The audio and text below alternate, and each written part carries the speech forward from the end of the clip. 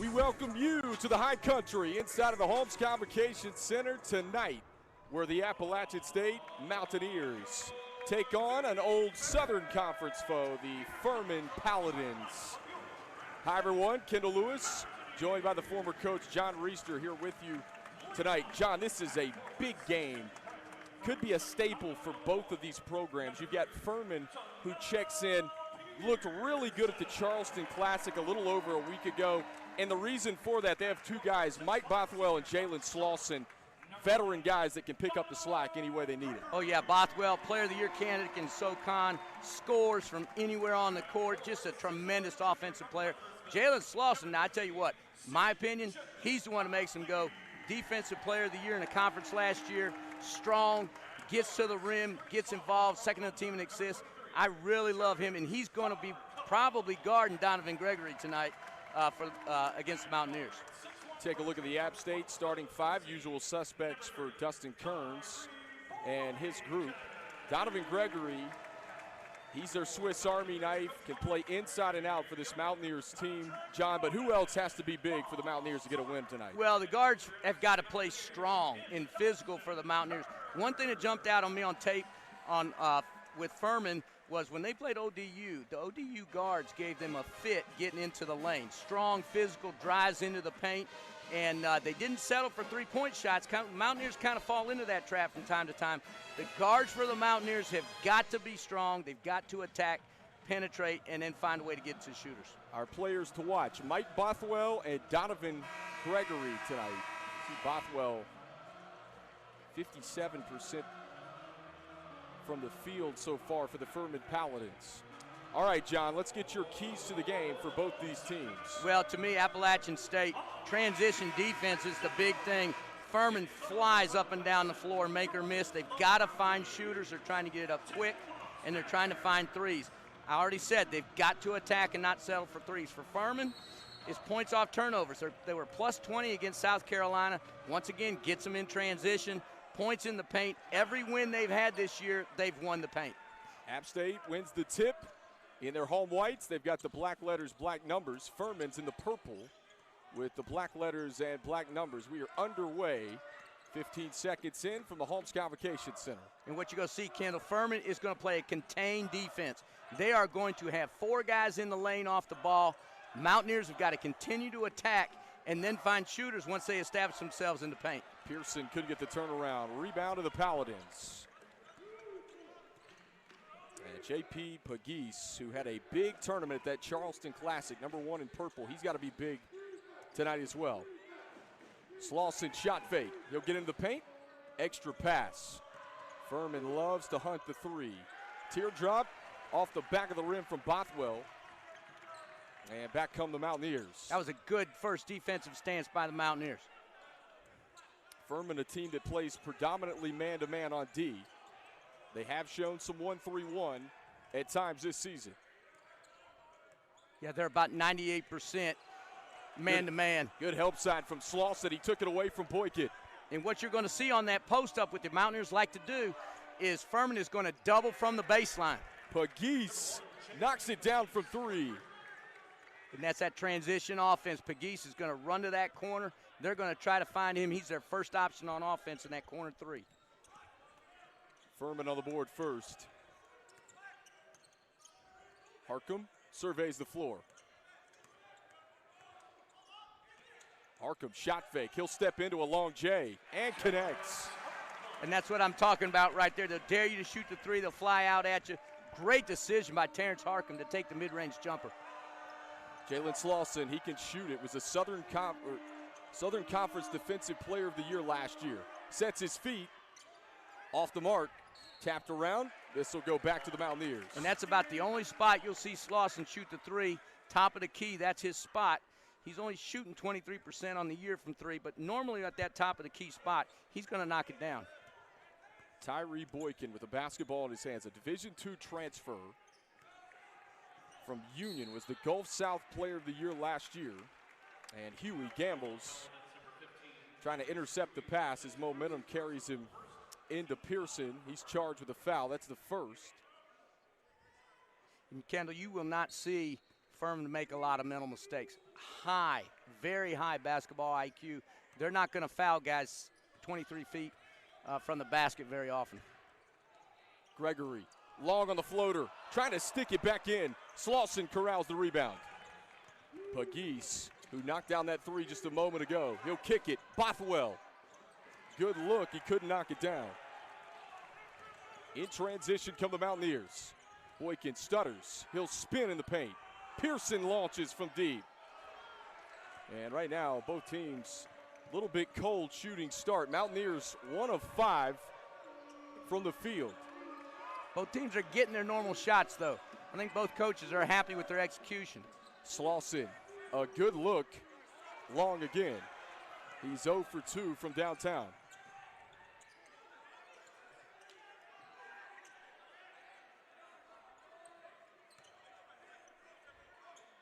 Mountaineers are going to have to move off the ball to penetrate this Furman defense. They're just sagging into all the passing lanes. Boykin elevates. Off the mark again.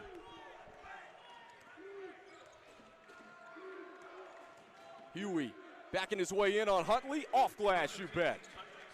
And he's a big-time rebounder, big motor. Can shoot the three, but really likes to take it to the basket. Shooting 74% Kendall from the floor this year. Furman a big win over Tusculum in their last game. Non-Division II program in Tennessee. Furman won by 28 in that ball game. This one tapped around. Slauson pulls it in. Pegues, quick guard. He's got an explosive first step for Furman. And he's looking to score. Really, Furman playing without a true point guard. Their 5-year starter at point guard graduated last year. Lob for Lawson, trying to tap it in off glass. He thought he was fouled. Here comes Boykin. Harcum, crafty move, kicks it. Boykin, open look. And Pegues pulls in the rebound. And once again, Furman daring the Mountaineers to shoot threes, and they're falling into the trap. Some of those are going to start to fall, but they've got to attack the paint. Bothwell up strong, in and out. He's got a couple of free throws coming. We've reached the under 16 media. We'll take a break. It's a 5-2 start for the Furman Paladins.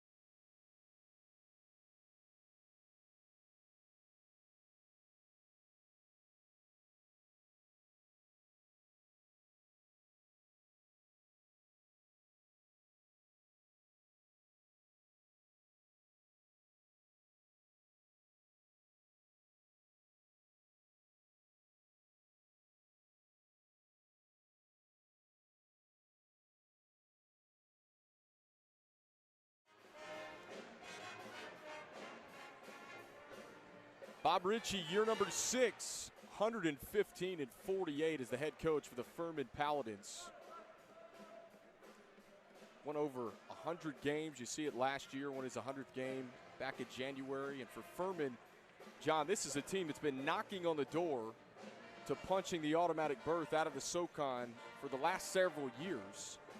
Lost on a buzzer beater to Chattanooga last year in the Southern Conference Tournament Championship, but this Furman team picked to win the SoCon this year by the coaches and the media coming into the season, and he certainly got the weapons to do it. Yeah, they received, I think, almost all of the first place votes. And, you know, when you look at Rob Ritchie, 4 out of his first 5 seasons as a head coach at Furman, he's won 20 games. Last year, a lot of people felt like, despite losing at the buzzer to Chattanooga, that they should have gotten an at-large invitation to the NCAA tournament. That's how good they were. And he just continues to build a solid program. The thing that kind of blew my mind doing my research for the game, Kendall, was that every single player, with the exception of Carter Witt, is a recruited high school player. He hasn't attacked the portal. He hasn't brought guys in for a quick fix. He's recruited guys. He's taught them how to play his system, and they just win game after game after game. So he must be one heck of a coach. Bothwell makes them both, and it's a 7-2 start for Furman. App State's missed their last 6 shots going back before the timeout. Huntley fumbled it, but got it back. Got to get this guy going. Number 11 in white, Donovan Gregory. A little bit better player movement by the Mountaineers this possession. Gregory with 7 on the timer. Spins, nowhere to go. 3 seconds. And 3 seconds in the lane. Yeah, turnover. Yeah, I thought he should have went up. I know he had a taller defender on him, but he's really good at drawing contact and getting to the free throw line. He won't make that mistake very often. Furman's a sound defensive club as well. When you look, this is a team that scores it over 84 points per game, but they hold opponents, John, to under 70. And this one bounces up over the backboard and out of bounds. Little pressure here by Furman. They really don't come at you hard until the second half. Probably just a little token man-to-man. Going to clear out, let Tyree Boykin bring the ball up, using a little shot clock. App State coming off a win at ETSU 6 days ago. Big win for Dustin Kearns and his group in Johnson City. Carvel T set after Furman hedges. Shot clock's down at 3. T set's going to have to hoist. And what a stand defensively by the Paladins. And just no second shots available for the Mountaineers, despite having a height advantage on almost every position. Foster couldn't knock it down. He's one of the 4 double-figure scorers for this Paladins team, and an offensive foul.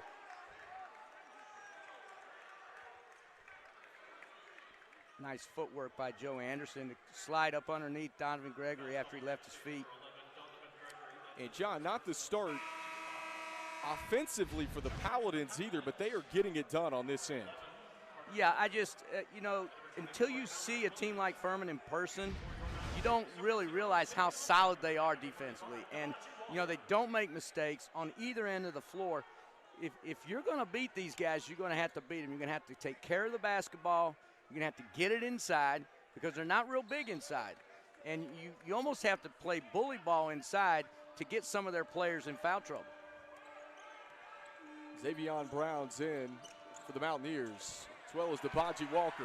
Brown takes it away. In transition, Euro, he'll finish.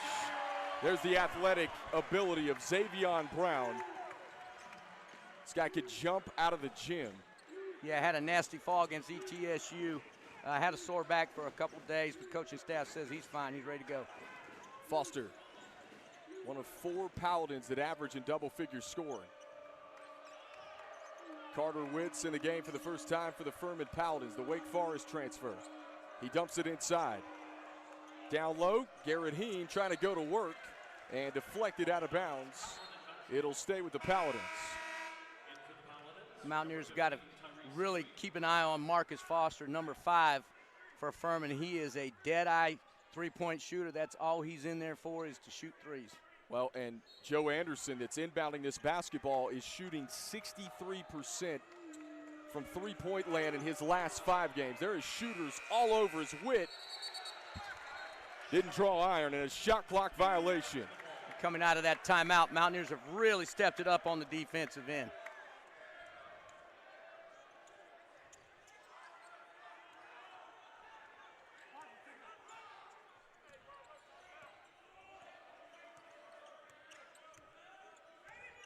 Boykin surveys the floor. He had Furman predominantly a man-to-man team, as we told you. Inside they go to Absent. Little baby hook, he gets the home bounce. And I'm going to tell you something. Furman has no answer for the strength and the girth and the power of Justin Abson once he gets that ball that close to the basket. They need to continue to go to that well. Foster shooter backs his way inside. Carter Witt thought about it. He'll kick it. Anderson in and out on the three. He's been on fire for the Paladins the last 5 games. Brown to the bucket. He's fouled hard. And Xavion Brown realizes, just like we do, Kendall, that there is no way that Carter Witt can guard him out on the floor. He's too athletic. He's too explosive. He's in there to attack the basket. And Xavion Brown will head to the charity stripe for the Mountaineers. Just 7 of 17 from the line this year. He's had his struggles at the charity stripe. This is a part of his game, I think, John, that absolutely has to improve as the season goes on. Well, if it doesn't, then people are just going to foul him on the drive. If he can't prove that he can make the free throws, he's going to get fouled before he even has a chance to shoot the basketball. Mountaineers trailed 7-2 as Brown misses everything on the second. We're all square at 7. Furman's on a scoring drought of over 3 minutes now. We'll see if Bob Ritchie's crew can get it going. Furman just 2 of 10 from the field. App State 3 of 11.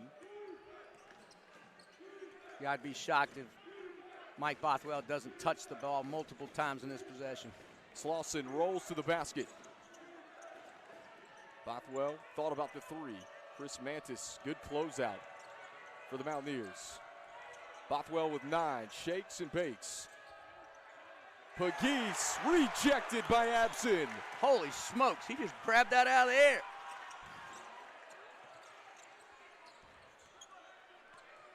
Justin Abson, 9th in the country. One of the best rim protectors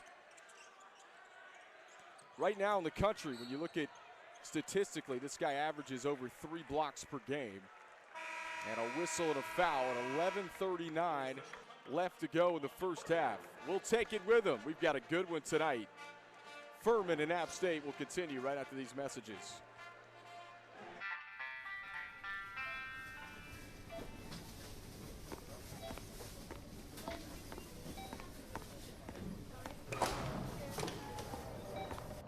Hey, Yosef.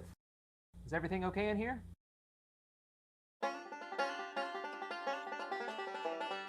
That's my Mountaineer. Good job, buddy. Ingalls, proud partner of the App State Mountaineers. Local businesses, families, and schools play a vital role in our community. So does your electric cooperative.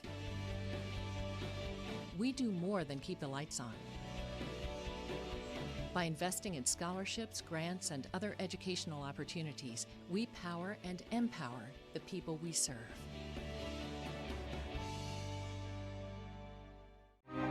Education is vital for growth and progress. What we learn shapes our future and the world that lies before us. That's why App State keeps advancing our founding mission of access to academic excellence. New programs provide new opportunities. New facilities open new doors for faculty and students. Tomorrow's solutions can be found here today.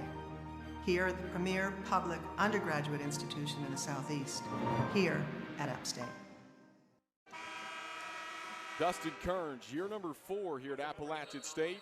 Mountaineers won the Sun Belt tournament in his 2nd season. Punched their ticket back in the 2020-2021 season. But all 3 years have been winning seasons here at Appalachian State. And his Mountaineers, arguably one of his deeper teams. You look at this team and this roster that he has this year, John, he goes 10-11 guys deep into his bench. Trying to repeat again as Sun Belt champions. Last year, were eliminated in the Sun Belt tournament semifinals to the Georgia State Panthers, who ended up winning the Sun Belt. Three off the mark, and Furman able to pick up the loose ball. Here's Slauson, one of the best that the Southern Conference has to offer.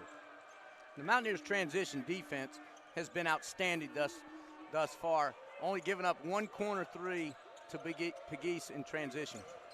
Bothwell, Pegues, he can shoot it. Clean look, off the mark again on the three. And here comes Xavion Brown. Appson needs to dive to the front of the rim. They missed him. Carvel T-set, trying to slice in, picks up his dribble.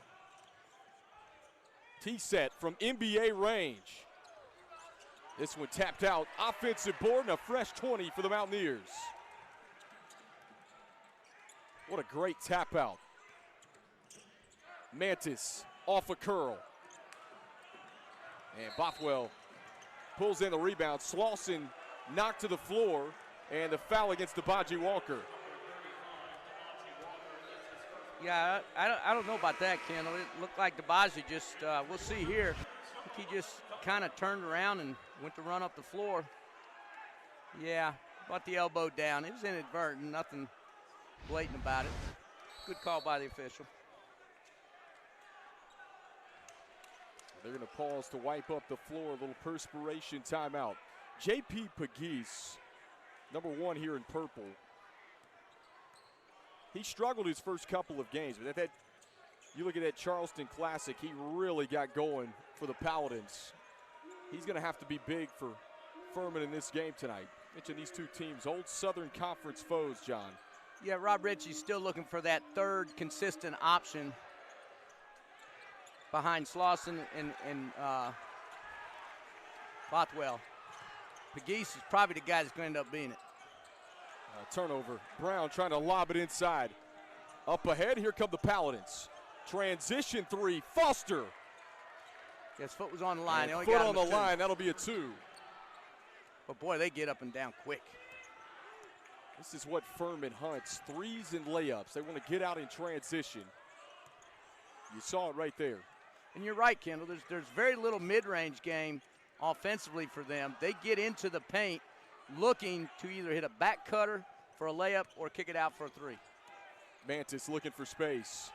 Trying to take it off the bounce. Had it stripped out of his hands. Here comes Pegues. Up ahead, Slauson, showtime. First time tonight, Mountaineers were caught jogging back. Guy can beat you inside and out.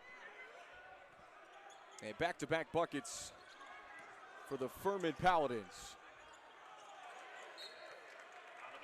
This one deflected out of bounds. And Furman, John, one thing you'll notice, we talked about it, this team really good. You have two really good defensive teams tonight. Furman holding opponents to under 70 as Justin Appson will have a seat. And Furman, a team that has played a really good non-conference schedule. We talk about the opponents that they played in the Charleston Classic.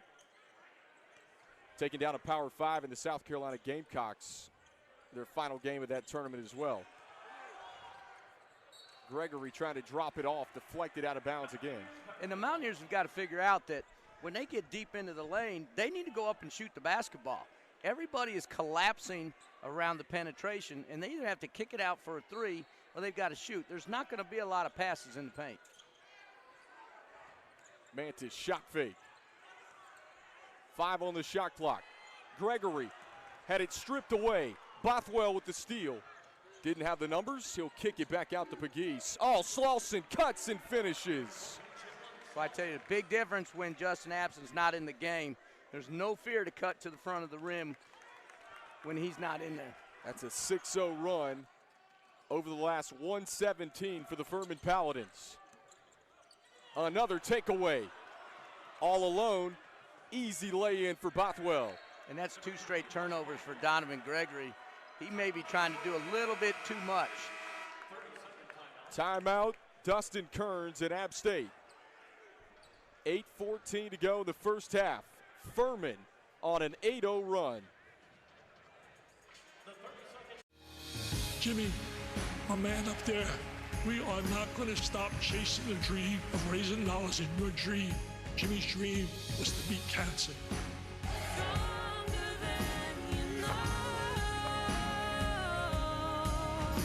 look up not giving up in the dictionary, a picture of my wife would be there. You're one of the strong ones, okay? Just remember that. Don't give up. Don't ever give up. Jimmy's dream was to beat cancer. We are not going to stop chasing the dream. You're stronger than you know. Don't give up. Don't ever give up. Feels like a change is coming.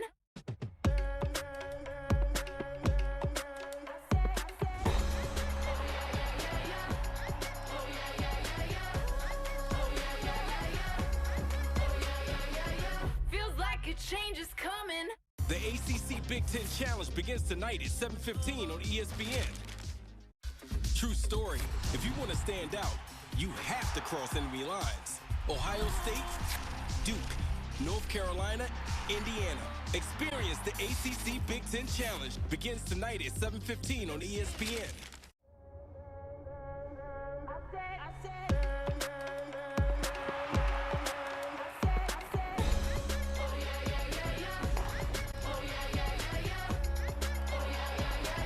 Feels like we're on to something.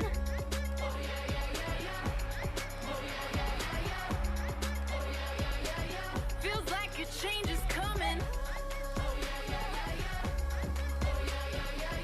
Feels like a change is coming. Lakers Bucks and a special all-cast with Stephen A. Part of a doubleheader Friday.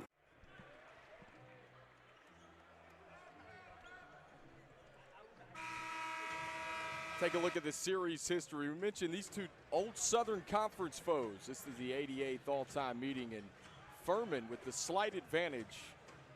And last year, what a game it was at Timmons Arena in Greenville. 73-65. Furman came away with the victory. It was back and forth the entire second half.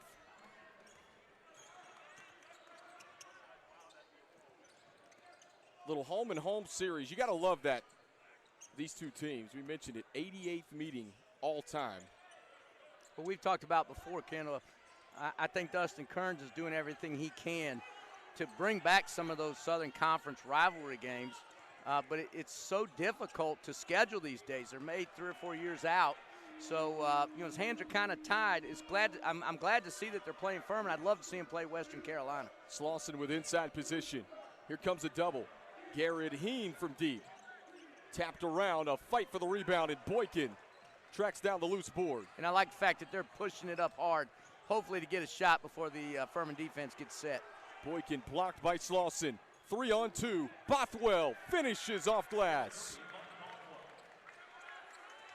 And how quick can Furman get out in transition, John? They just fly up the court. And it's not with the dribble. They're looking up the sideline, the sideline break. They're trying to throw 40, 50-yard passes to get it up quick. Harcum surveys. Each team's forced a shot clock violation. And Harcum finds a crease and finishes.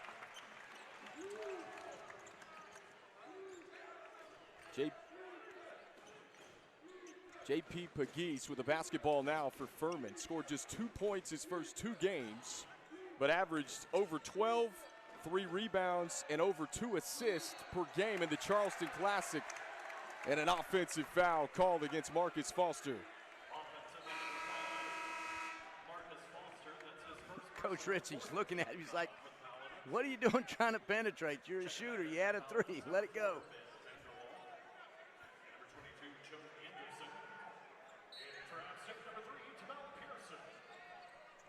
Bothwell over here talking to the official saying, hey, man, that was a flop. Got to call that.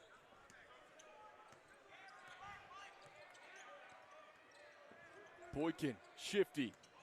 Pearson bullies his way to the rack. And up strong, smooth with the left is Tamel Pearson. And there's a lot of room in there for Tamel Pearson to go to work. Has to take his time, gets in a hurry, turns it over a lot. That looked good. Oh, Heen right back to Bothwell, little 2-man game. They really like that 2-man pick and roll game on the wing, Kendall, and they're really good at it. That's how they get a lot of their points in the paint. Give Mike Bothwell 8 points to the Furman 19. Pearson. Size advantage on Heen. He'll fall away. In and out. And Heen pulls in the rebound. Pegues spins and Harcum deflects it out of play.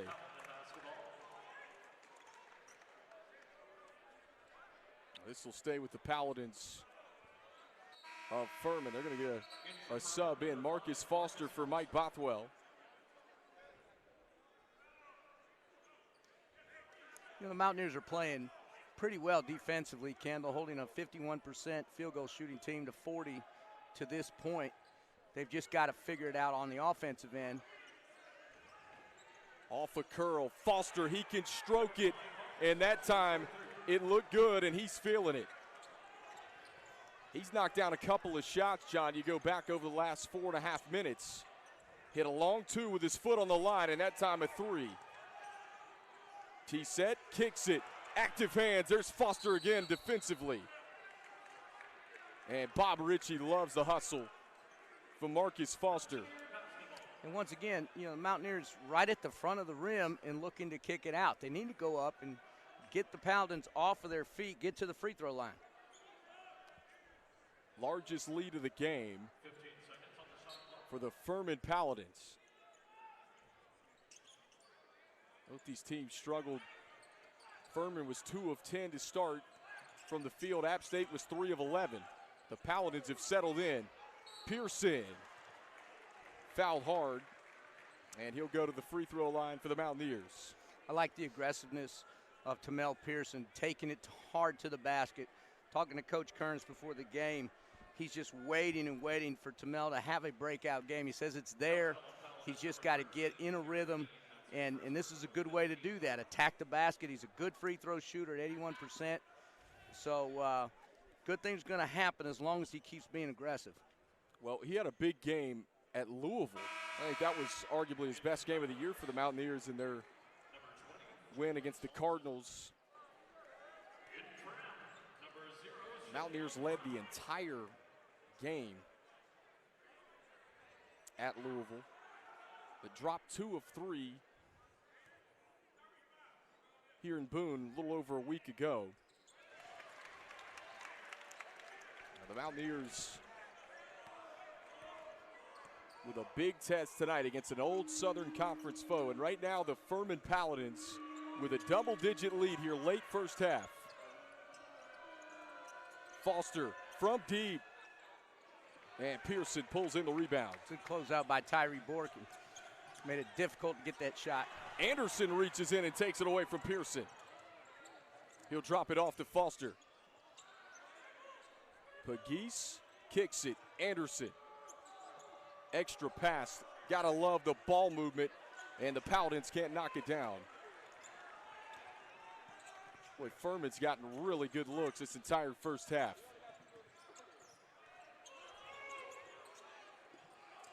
Pearson inside. Lowers his shoulder. He's called for the offensive foul. Yeah, I don't know about that one, Ken. I might have been in the restricted area. Just such a quick pivot by Pearson, and pretty good acting job by the Furman player to get that call.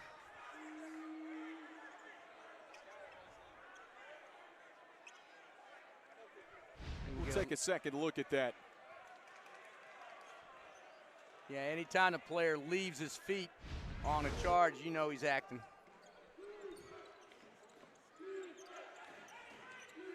Well, that flop rule that's been added this year, it's gotten mixed reviews to say the least. I think the question is, are the officials going to be able to make that call enough of the time for it to really have the effect that folks think it's going to have? Foster cuts and lays it in. We've got a small sample size of it. We've seen it called once this year, and it was the right call. And I think you're right. I think the officials are afraid that it's going to impact the game if they make that call. Well, it's impacting the game if they don't make the call. So, you know, they've got to make up their mind or not even change the rule. And Xavion Brown, little scoop shot off the glass, and Furman quickly back in transition. Kendall, they get up the floor quicker on makes than they do on misses. That's just incredible. Foster drops it off. Slauson with the flush.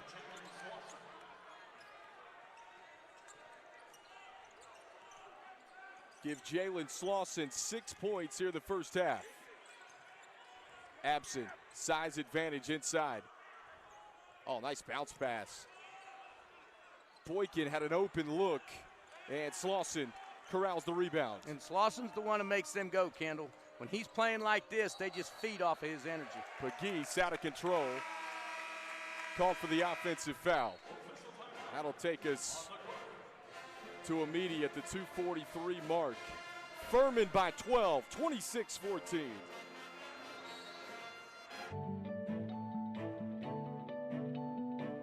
Local businesses, families, and schools play a vital role in our community.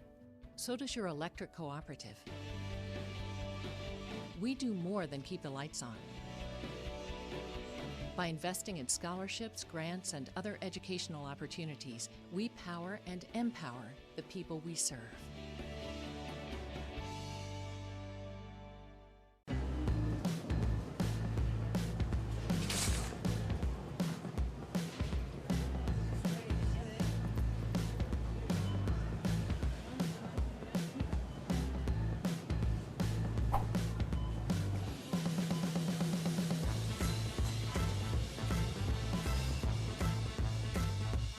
At Ingalls, we're proud supporters of Mountaineer Athletics.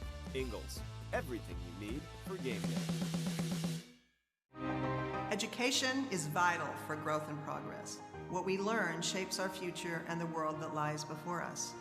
That's why App State keeps advancing our founding mission of access to academic excellence. New programs provide new opportunities. New facilities open new doors for faculty and students. Tomorrow's solutions can be found here today. Here, the premier public undergraduate institution in the Southeast. Here at App State. It's 26-14 to Furman. Paladins rolling here inside of the Holmes Convocation Center. Take a look at the season recap for the Paladins so far. 4-2 start for Bob Ritchie and his crew, and his 2 losses, John, have come against Penn State and Old Dominion, a team that is now a part of the Sun Belt. So this is the second Sun Belt opponent the Paladins have faced this year. And I think a humongous win for their program. And a statement win was against South Carolina on the final day of the Charleston Classic by 19 points. Greenville, Columbia, not too far apart, but the Paladins getting to the best of the Gamecocks in the final day of the field. And they dominated that game from opening tap to the finish. One thing that the 2 games they've lost this year, they got in a deep hole in the first half, and that obviously hasn't happened tonight. Mantis from way downtown. Pegues, a long rebound. And Furman will set it up. Just over 2 minutes to go, first half here inside of the Holmes Convocation Center. Foster muscles his way up. And this is going to be called goaltending. Count the basket. And Furman, just like that, John, has doubled the score on the Mountaineers. Yeah, big fella should have let that one go. It wasn't going anywhere near the rim. Paladins got a lucky call on that one. Mountaineers, once again, attack, knock down a couple threes, get back in this thing. Huntley from deep. Knocks it down. That's the first made 3 of the half for the Mountaineers. And Foster back the other way, trying to make the Mountaineers pay. Xavion Brown had it knocked out of his hands. Slauson on the lead feed. He'll flush it home. C.J. Huntley, very fortunate he didn't get called for a foul on that dunk by Slauson.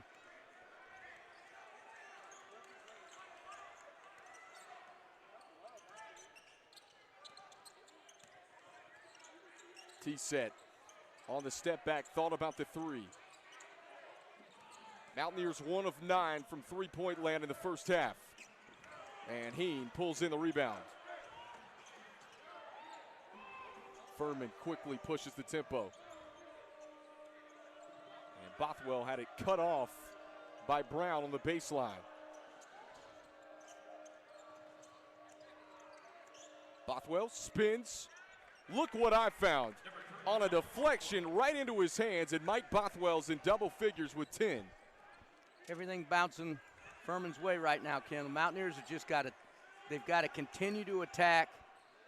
Don't get drawn into, being how far you're behind. Run your offense, and then they got to get back to playing good defense. 3-second differential between game and shot clock. Mantis sets his feet. Offensive board, absent, right back up for the jam. That's only the third offensive rebound tonight for the Mountaineers. Pegues at the horn. Just short, but the Furman Paladins have made the trip up to the high country, and they've got a 13-point halftime lead. Bob Ritchie's crew looks the part, shooting 48% from the field, and they limit App State to just 8 of 26 shooting in the first half. We'll take a break. We've got plenty more coming. You're watching college basketball. Jimmy, my man up there, we are not going to stop chasing the dream of raising dollars in your dream. Jimmy's dream was to beat cancer.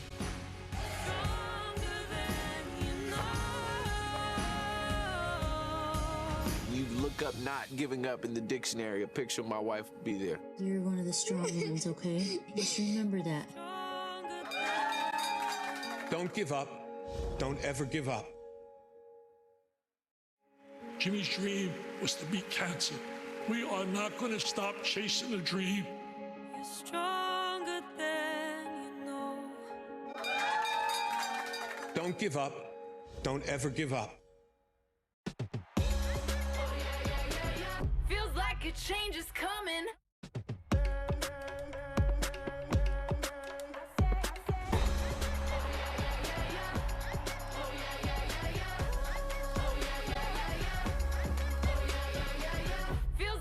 Change is coming.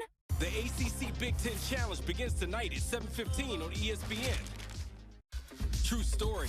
If you want to stand out, you have to cross enemy lines. Ohio State, Duke, North Carolina, Indiana. Experience the ACC Big Ten Challenge. Begins tonight at 7:15 on ESPN.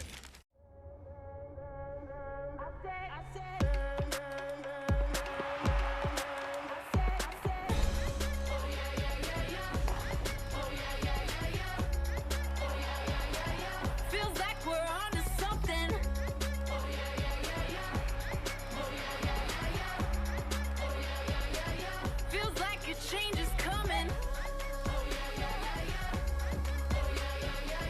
Feels like a change is coming.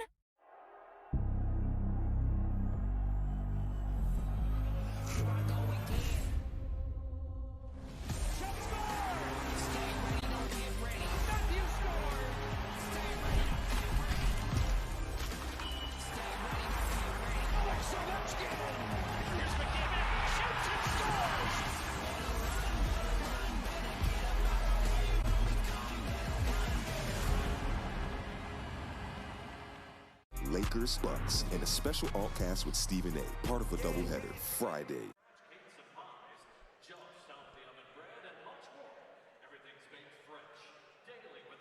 We welcome you back inside of the Holmes Convocation Center here in Boone, North Carolina. It's a 13-point halftime lead. The Furman Paladins on top of the Appalachian State Mountaineers. Kendall Lewis, John Reister back with you.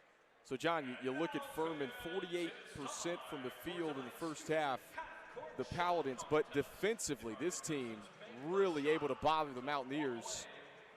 And 10 assists on 14 made baskets. Bob Ritchie's got to be really excited about that. Well, they're getting a lot of their points off of the Mountaineers' turnovers. And, we talked about some of the keys, transition defense. Furman's got 17 fast break points. They're outscoring the Mountaineers 20-12 in the paint. And like you said, 10 assists on 14 field goals. Either you're in transition or you're really making effective passes in the half court, and they're doing both.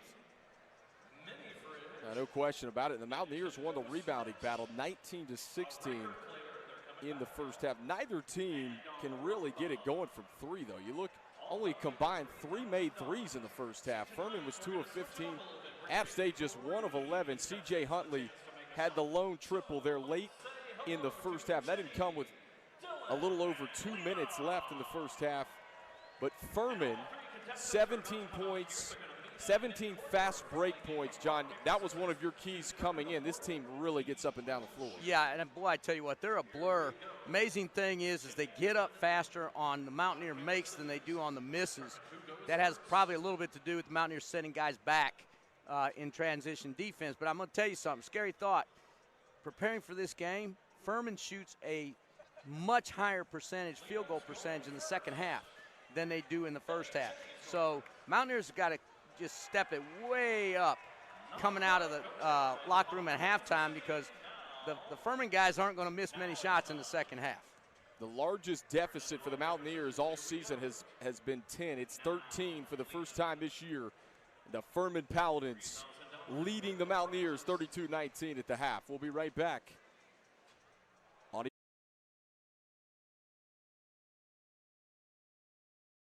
At the Home Depot, we have the tools to make holiday gift-giving magic for all those project-doing, technology-loving, tool-organizing, woodshop-working people in your life. Get Black Friday savings all through November at the Home Depot. How doers get more done. What if I told you that after a serious injury, the insurance company will give you the runaround and treat you and your family just like another number? Is that true?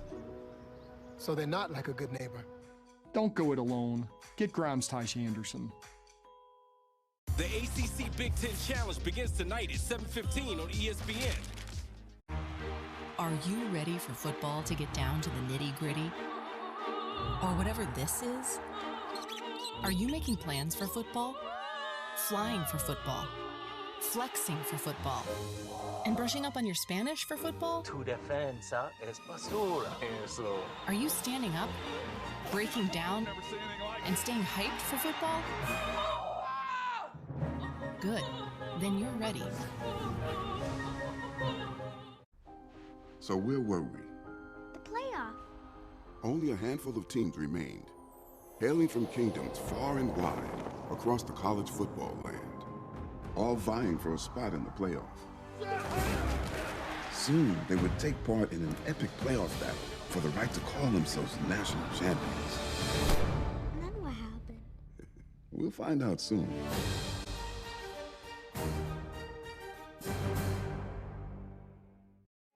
Jimmy's dream was to beat cancer.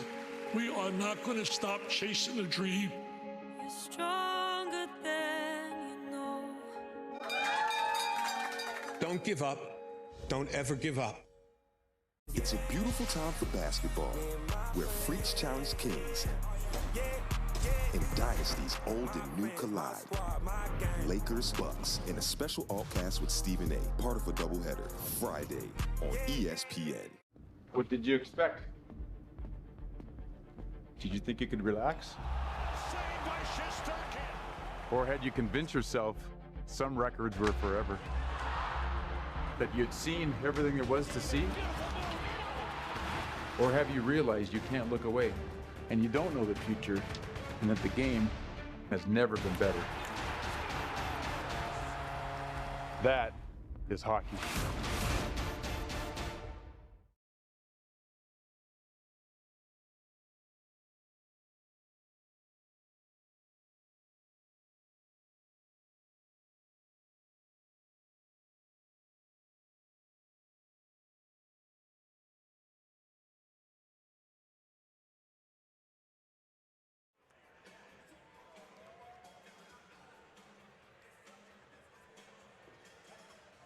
(32-19), Furman leading the Appalachian State Mountaineers here at halftime inside of the Holmes Convocation Center. Kendall Lewis, John Reister here with you tonight. An old Southern Conference rivalry. The Furman Paladins, one of the best mid-major programs in the nation right now, and there's no question about it. They've looked the part in the first half.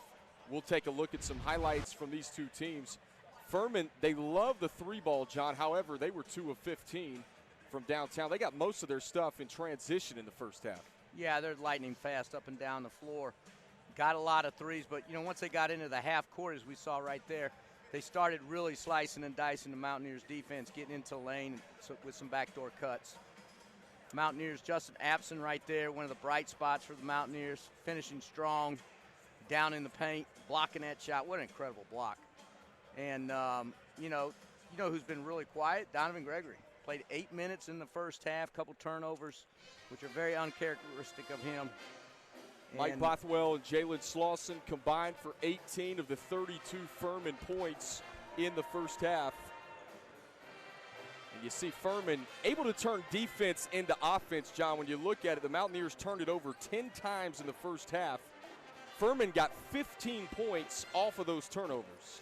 Yeah, and I tell you, the Mountaineers got a bright spot. Tamel Pearson came in towards the end of the half, scored a couple quick buckets inside. The turnovers, I attribute that to Donovan Gregory having sat out 12 minutes of the half. And, he's been their primary ball handler this entire season. So it doesn't surprise me that the Mountaineers struggled to get into their offense and, protect the basketball with him, sitting on the side with Coach Kearns.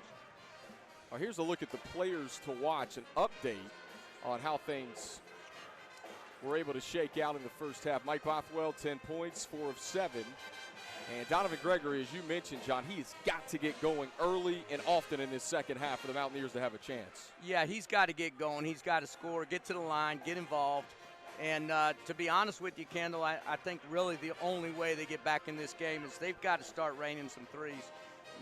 Furman's giving them threes, and, they've got to just knock them down. They've been a, 36% shooting three-point team all year, so, they haven't made one tonight. Well, actually, they're 1 for 11, so the percentages are in their favor to get hot in the second half. 13-point Paladins lead. We'll take one more break. The second half is on the way right after this.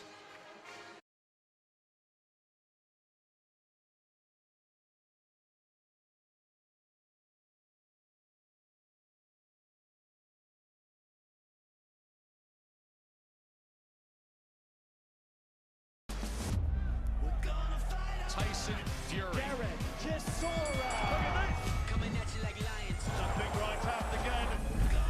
There is only one.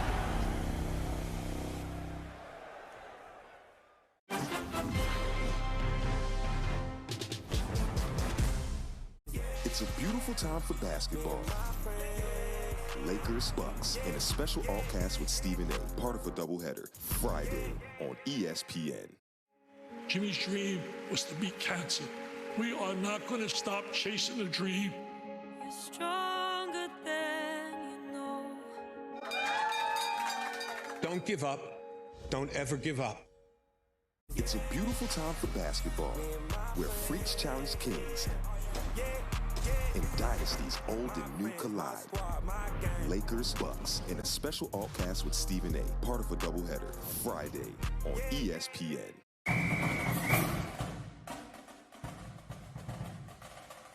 Lakers, Bucks, and a special all-cast with Stephen A., part of a doubleheader, Friday. Only a handful of teams remained, all vying for a spot in the playoff, for the right to call themselves the national champions.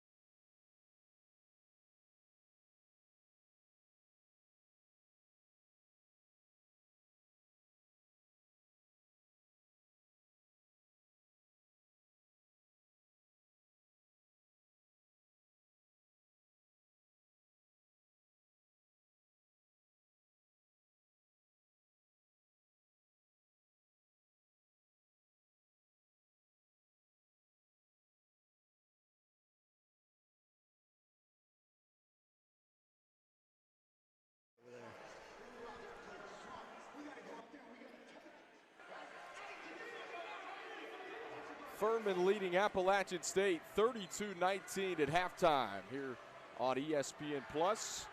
We come back to you. Let's take a look at the Sun Belt preseason poll first. We'll show you the Southern Conference as well.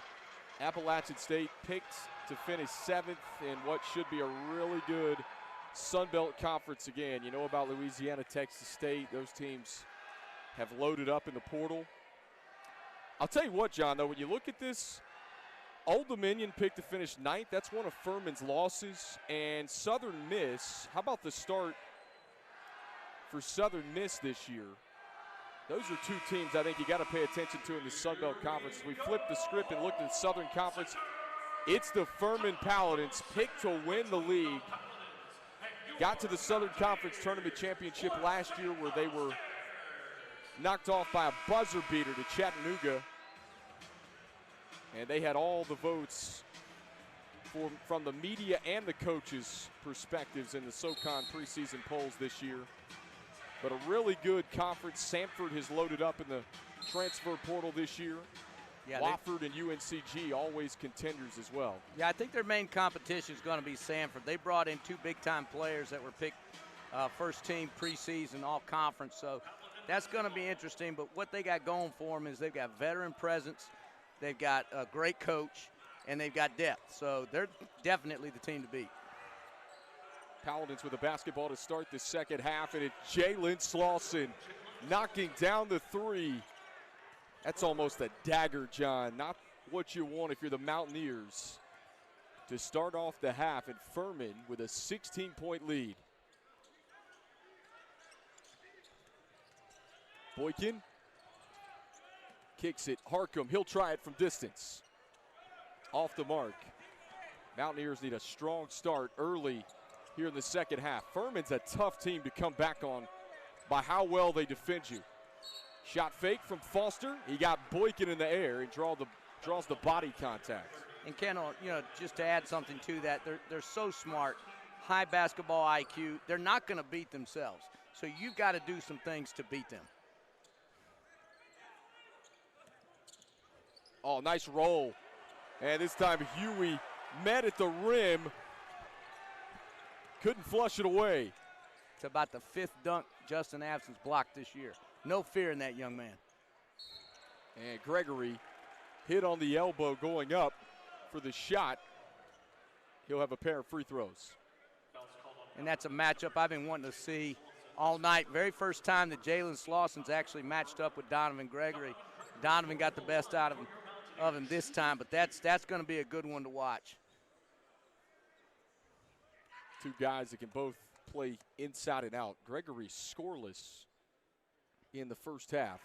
Tickles the twine on the first free throw. That's his 20th in a row. Hopefully I don't jinx him over the last 3 games. He's hit 19 straight. Donovan Gregory out of Charlotte, North Carolina. What a great career he's had here for Appalachian State. And not done yet. Makes them both. It's a 14-point game. Mountaineers looking like they're playing a little matchup zone here. See if Furman get it figured out. Find out where the holes are. Foster blocked again by Abson. He's got 3 of those already. I like the fact that Dustin Kearns mixing things up a little bit defensively. South Carolina did that, Kendall, against them. Down 16 in the second half. They went 1-3-1, and they created 4 turnovers. Little step back J for Tyree Boykin. And Justin Abson started the second half for the Mountaineers. One of the best shot blockers in the country right now as a freshman. Slauson left all alone. Too much time and too much space. And that's his spot. Watching film, he did not miss from there in the 2 games I watched. Not a great 3-point shooter, but he really loves the top of the key. You can't leave him alone. Threat on both ends of the floor. He was the Southern Conference Defensive Player of the Year last year. Inside to Abson. And finishes it off.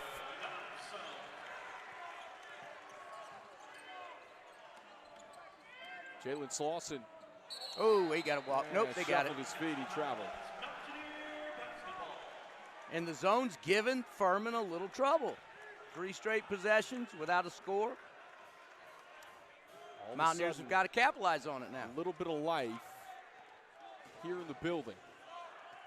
And largest halftime deficit was 10 for the Mountaineers so far this year up until tonight. Furman had a 13-point lead at the break.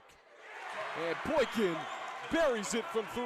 And the Mountaineers don't mind playing from behind. They've come back multiple times over the Dustin Kearns era from second half deficits. John told you, Furman is a team all year long. They've actually statistically shot it better in the second half than they do in the first. Open look, Huey knocks it down. And that's a guy you can't leave open, 50% three-point shooter. And John, how is Furman getting so many clean looks right now? Well, the matchup zone that they're playing, Mountaineers are playing, it's a flat zone. So the top's going to be open, and they're daring Abson to come out and guard them out there. Of course, he's been told by Dustin Kearns to stay in the lane. So they're going to have to tweak it a little bit because they can't continue to give that open look from up top. On the fall-away jumper, off the mark by Gregory. Mike Bothwell, 10 points in the first half on the Lou Henson Award watch list. And it looks like they've gone back to man-to-man.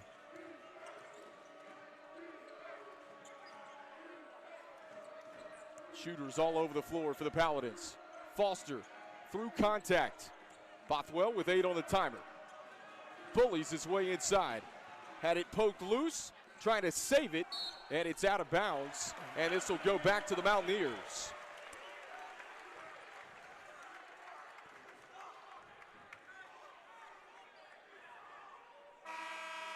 Tell you what, trying to save it off the leg of Donovan Gregory that time. Instead, it just went out of bounds. But big possession upcoming for the Mountaineers.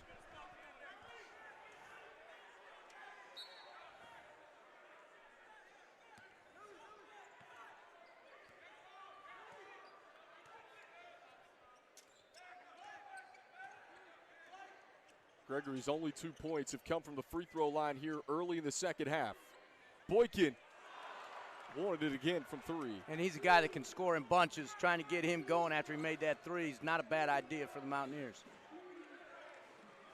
Joe Anderson, number 22 in purple. His last 5 games has been really good from the three-point line. 63% in the last 5. Slauson sets his feet again. In and out.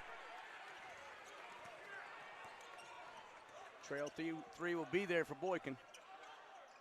Huntley, he'll try it from deep. You betcha.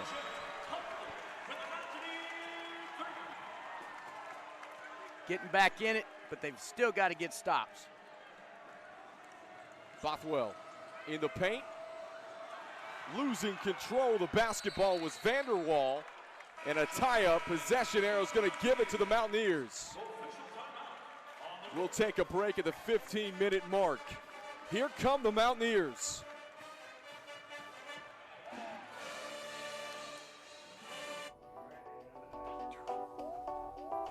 Joseph, hey, weren't you shopping for the big cookout? Cool.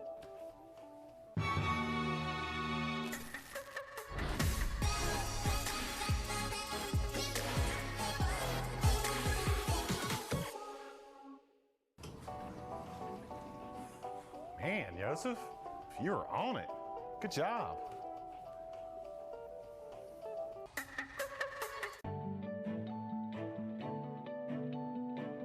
Local businesses, families, and schools play a vital role in our community. So does your electric cooperative. We do more than keep the lights on. By investing in scholarships, grants, and other educational opportunities, we power and empower the people we serve.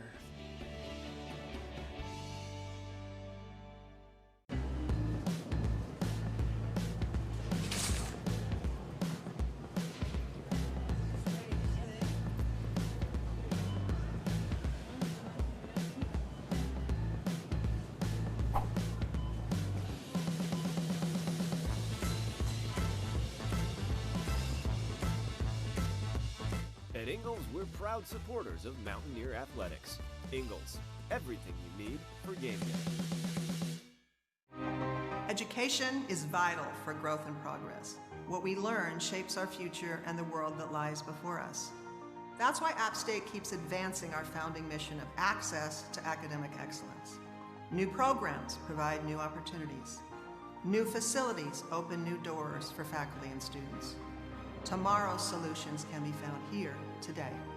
Here at the premier public undergraduate institution in the Southeast, here at App State. It's a 10-point game. App State is trailed by as many as 16. Here's a look at the Mountaineers' season recap so far. Big win against Louisville. It was their first Power 5 win since 2014. Really good step for the program. You talk about boxes being checked since Dustin Kearns has been the head coach here. They made the NCAA tournament his second year at the helm. They beat a Power 5 team earlier this season.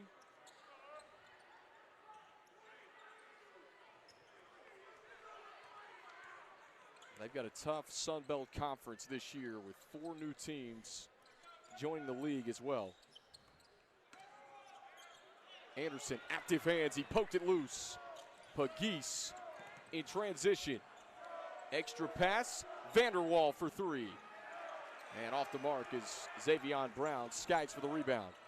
Gregory trying to get downhill, bullies his way to the basket for 2. And he's got to do that more in transition. Just take it. Don't look to pass it, just get it to the rim and finish. Anderson.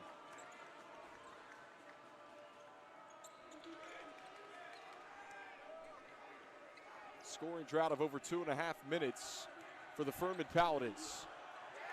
And rejected, Walker. Great job of walling up with both hands, not bringing them down. And Brown draws the body contact, trying to slice in. That'll be the second team foul against the Paladins here in the second half.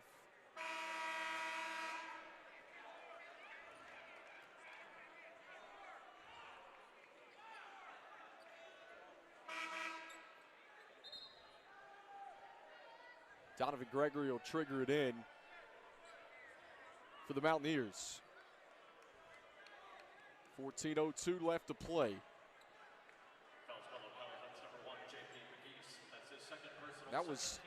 That foul was on J.P. Pegues. Mountaineers have got a huge size advantage with this lineup.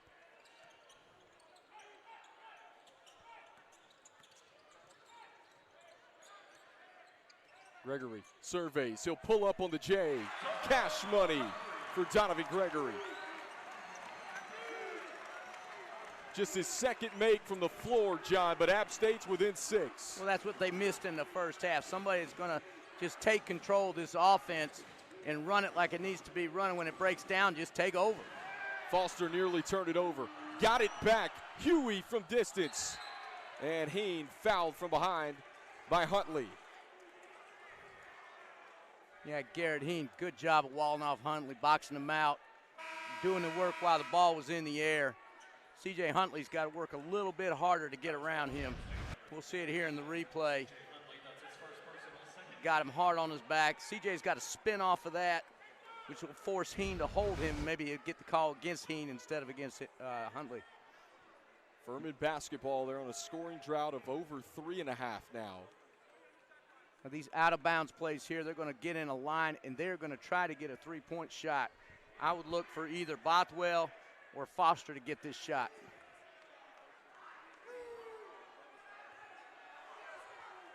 Officials going to convene.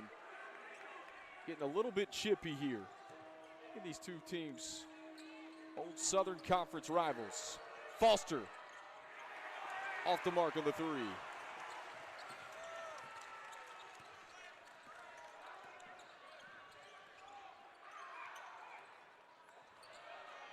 And Gregory lost the rock out of his hands.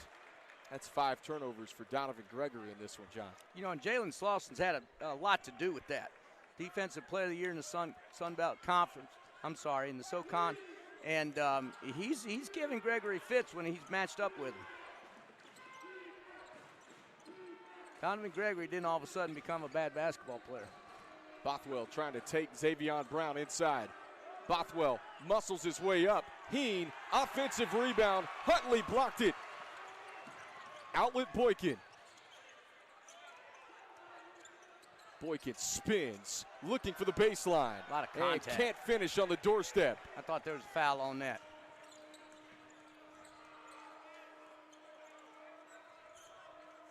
Heen trying to back his way inside. The step through and the finish. Sweet move for Garrett Heen. He's one of the true post-up players that Furman has. And with their threes not falling this half, it's not a bad idea to go inside to him. That snaps a scoring drought of 4.5 minutes for the Furman Paladins. Walker from distance. You betcha. Another guy that came off the bench, had a big game against ETSU.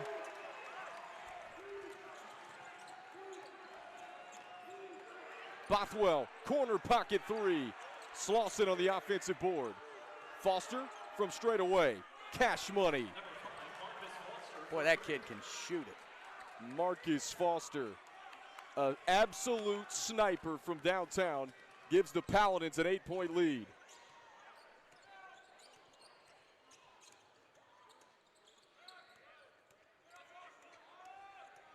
Gregory struggling to get around Foster, but draws the body contact. That'll take us to a media timeout at the 11:26 mark. And we've got a technical foul. We'll get to that right after this.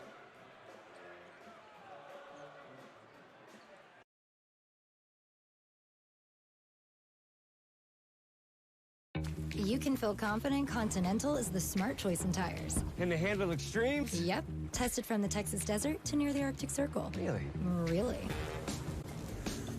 Anything for the guy who finds that one pothole? Yeah, road hazard coverage has your back. For real? Absolutely.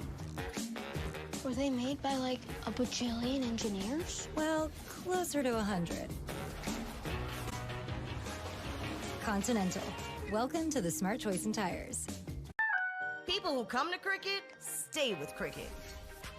I love how Cricket has no hidden fees, no hidden charges. It's just predictable. With Cricket, I can stay in touch with my grandson as much as I want without being concerned that my bills go up. The 5G is like fast. It makes sharing photos of our projects and video calls super easy. Switch for the speed, stay for the savings. Smile, you're on Cricket. There are still too many bad burgers out there. So Arby's is running that Wagyu Steakhouse burger back. Arby's, we have the meat.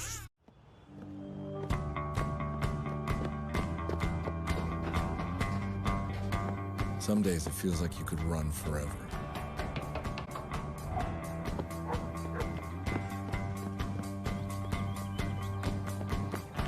Until you're way out there. And you're 2 hours late and you need a ride home.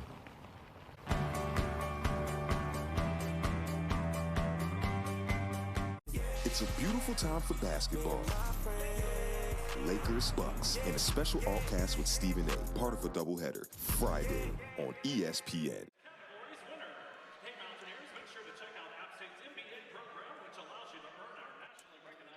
There was a technical foul issued to Debaji Walker right before the timeout. Let's take a look.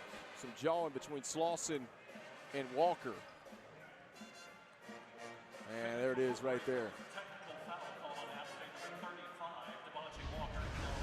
See, I didn't see any of the officials signal that.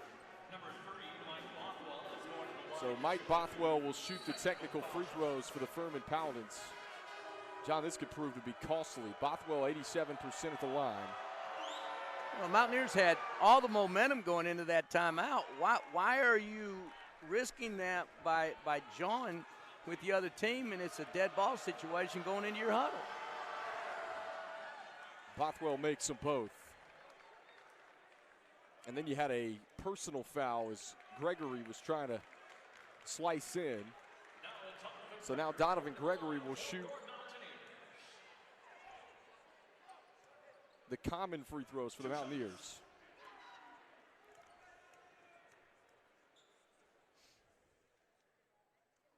strips the net on the first. Gregory's got 3 of his 7 points at the charity stripe in this game. We talked about it, John. He was scoreless at halftime. Guy that was an all-Sun Belt selection a season ago. He's got 7 points and 2 assists this half, so he's turned it back up. He's playing more like the Donovan Gregory that we've seen in the past. So he's got to get some help from some other guys, though. He can't carry this team by himself. Coach Kern's giving him a break right now. I would expect him not to be there for long. Pegues finds a cutting Garrett Heen and goaltending. Score the basket. That's the second time tonight, John. App State's been called for goaltending. Furman post do a great job of slipping those screens and getting it with the defender on their back. Chris Mantis back in the game for the Mountaineers. Lowers his shoulder. He's called for the offensive foul. And that's not his game. He's known as a three-point shooter, kind of forcing the issue a little bit. He had good 6 inches on, Pegues if he could have gotten to the lane, but he's got to take his time getting down there. Furman's doing a great job, though, chasing the Mountaineers off the three-point line in this game. Well, they've done their homework. They look at the scouting report. They know who can shoot. And, they're well coached. They're a veteran group. Like I said 3 or 4 times already, they're not going to beat themselves. Backdoor cut, Bothwell, you betcha, on the feed from Garrett Heen.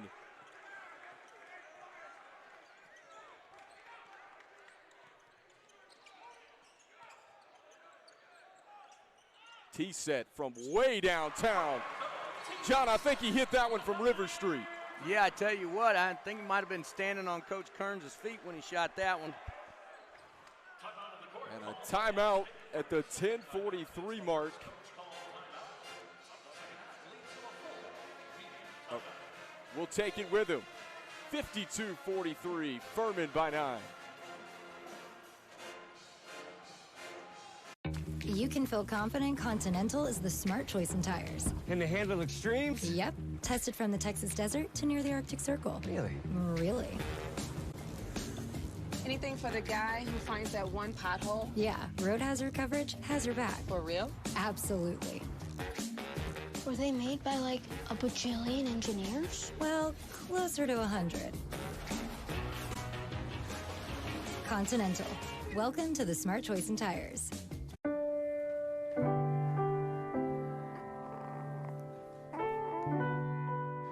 Let's get you home for the holidays.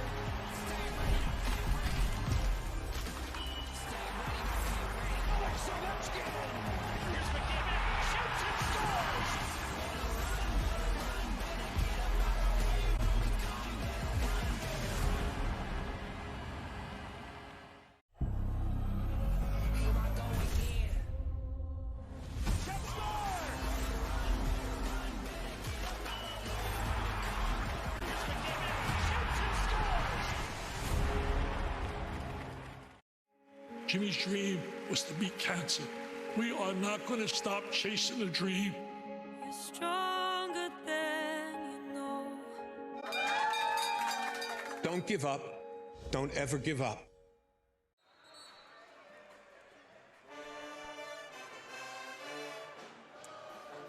We take a look at Furman's last win. It was against Division II Tusculum, 102-74. Jalen Slauson, 22-10 in that one. How about App State's last game? Big win right before Thanksgiving at ETSU in Johnson City. John, that was a big win against another Southern Conference opponent. Yeah, and that game was a brawl. I tell you what, 14 points from Donovan Gregory. DeBaji Walker, big points off the bench. But I tell you what, very physical game, and the Mountaineers won it in the last couple minutes. Heen through contact, Blocked by Abson. Right back into the hands of Foster. Slauson a shot fake. He'll kick. Open look. Pegues. And Abson corrals the rebound. John, I'll tell you what. Mountaineers have had their struggles offensively in this game, but Justin Abson has been the spark defensively for the Mountaineers time and time again. And this one's going against the Mountaineers. C.J. Huntley's really good at running from that corner for the offensive rebounds. I didn't see anybody from Furman boxing him out. He was obviously on J.P. Pegues' back, but usually you've got to put a body on somebody to get that call. Huntley called over the back. And whistle, this is going the other way. Pegues, soft ball. The culprit on the foul. That's going to be his second. Both teams getting a little chippy now, doing a little talking. And, you'd hate for that to get in the way of what's been a very well-played game up to this point.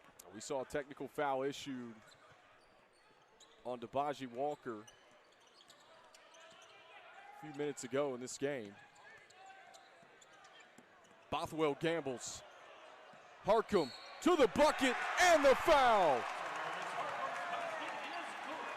Mike Bothwell gambled and Harcum made him pay. Yeah, and I tell you what, if you see the replay, Justin Abson turns his man out of the play. Kind of a little screen there. Nice play by Abson.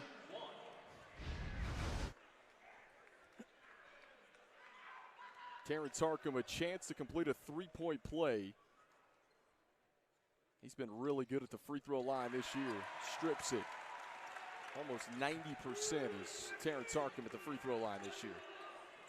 It's a 6-point game with under 10 to go here inside of the Holmes Convocation Center. Bothwell trying to find Slauson, cutting. A turnover. That was a good pass. C.J. Huntley just happened to get one of those long arms on it. Abson looking for position. Trying to back his way inside. Abson kicks. Shot fake, Mantis. He'll elevate. He strips it. And he's got to do more of that, work on that mid-range game. That's going to really free him up for some better looks from three. Bob Ritchie wants a timeout. Mountaineers back in it. Crowd's back in it too, Kendall. They're up on their feet. 52-48, an 8-0 run by Appalachian State. Well, the Mountaineers got a little bit of time off. Just a few days, they'll go to Charlotte to take on the 49ers as we look at their upcoming schedule. Couple of non-Division I sandwiched in between that Wake Forest game. That's their other Power 5 opponent. Already took down the Louisville Cardinals just a few weeks ago. And they'll get UC Santa Barbara right before Christmas. The Mountaineers, couple of games leading up to Sun Belt play. But, you know, John, this is a schedule for the Mountaineers that really, it's a non-conference schedule that's interesting. You've got the likes of ETSU, you've got the likes of Furman, you've got the likes of Charlotte. These are all teams that Dustin Kearns and his staff compete against on the recruiting trail. Oh, absolutely, and they're big wins whether you get them on the road or whether you get them at home, because like you said, you're fighting for the same kids, and those wins make a big difference with those kids. Furman needs a bucket badly. Mountaineers on an 8-0 run. Foster, no can do. They'll reset. I didn't see that ball hit the rim. I don't know why the shot clock reset. I don't think it did. It's down to 5. Bothwell in and out, and Abson snatches in the rebounds. God, that kid's going to be good, Kendall. Abson, boy, he's just a beast on both ends of the floor. Justin Abson finds a cutting T-set. He can't lasso the pass. App State says it was deflected out of bounds. They're not going to get it. Back to Furman. Yeah, I didn't see that. It just looked like it went off of T-set's hand. Abson let him a little bit too much going to the basket.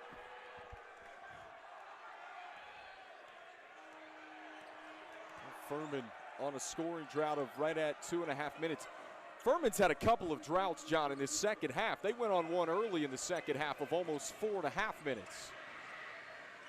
Slauson up strong, had it rejected by Huntley.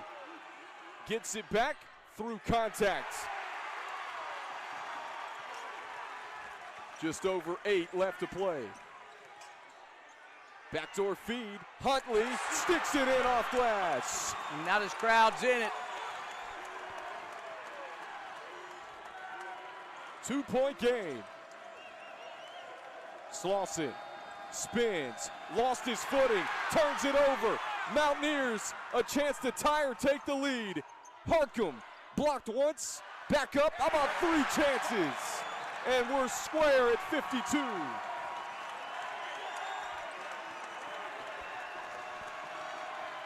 Furman's got to go to their veterans. Slauson and Bothwell. Bothwell trying to spin, can't get it to go. Walker pulls in the rebound. Mountaineers have numbers. Harcum attacking and finishing.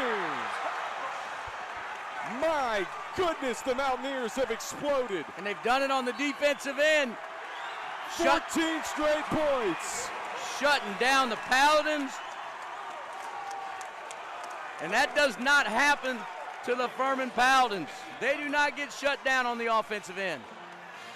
54-52. This place is live here in the High Country.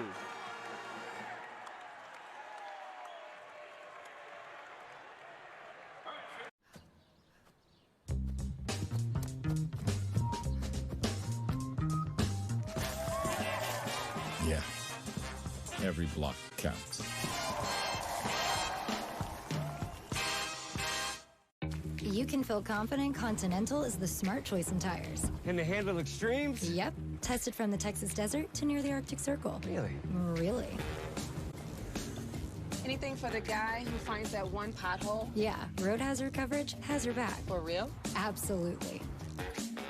Were they made by like a bajillion engineers? Well, closer to 100. Continental. Welcome to the smart choice in tires. What did you expect? Did you think you could relax? Or had you convinced yourself some records were forever? That you'd seen everything there was to see? Or have you realized you can't look away and you don't know the future and that the game has never been better? That is hockey. Jimmy's dream was to beat cancer. We are not going to stop chasing the dream. You're stronger than you know. Don't give up. Don't ever give up. 29% this half. Appalachian State on a 14-0 run over the last 3:38 of this ball game. John, how have they been able to do it? Well, it's been on the defensive end, Kendall. They're creating live ball turnovers, they're blocking shots, and they're getting in transition, and they're attacking the basket. Not settling for threes. I will tell you this, the crew that Dustin Kearns has sent out there with Terrence Harcum, Devaji Walker, and Chris Manis, along with C.J. Huntley, Donovan Gregory, there's a lot of three-point shooting out there. 7 minutes left to play. Kendall Lewis, John Reister here with you. Furman's got a good crowd that made the trip from Greenville, South Carolina tonight. And through the hands of Foster. I tell you, Kendall, I'm shocked that they came out of that timeout, speaking of Furman, and didn't get a good shot. They're a veteran group, well-coached group. They may be a little bit rattled. This is a Furman team, veteran players. As John mentioned, they've only got one transfer the entire roster. They've built it with those four-year guys. As Walker trying to throw it down was fouled. And boy, this place would have exploded if he would have hammered that ball, much like he did in the second half against ETSU.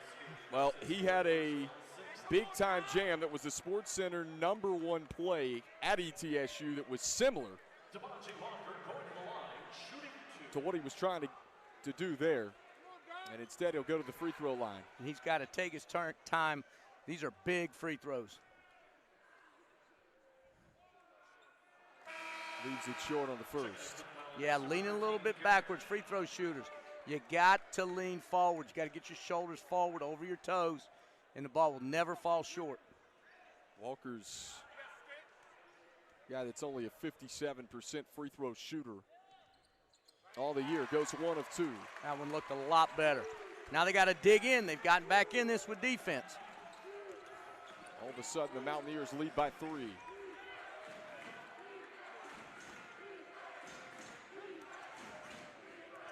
Southern Conference preseason favorite, the Furman Paladins. I tell you, Pegues has been awful quiet this half. Slauson, shot fake, gives it up. Heen can't get it to go. Slauson can't tap it back in. And Huntley's fouled by Heen. The Paladins right now, John, are rattled. Yes, they are. And like I said, I'm shocked. They're a veteran group. Pegues missed a bunny, a lot of frustration. Took it out on Huntley with a little cheapy foul 94 feet from the basket. And, you know, they've got to pull themselves back together. We're at the 6-minute mark. A lot of time left to play. But all the momentum's with the Mountaineers right now. C.J. Huntley at the free throw line. Makes the first, the 1-and-1.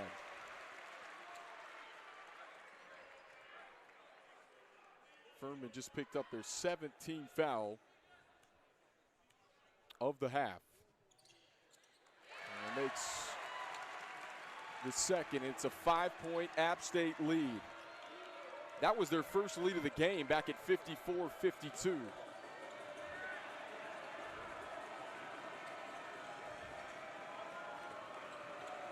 Scoring drought of 5 minutes. Foster can't put an end to it. Over 5 minutes, the Paladins have went on a scoring drought. And you go back, John, they had a 4.5-minute scoring drought early in the second half. So 9.5 minutes of play have been a drought in the second half for Furman. And they're getting the same shots that they were making in the first half.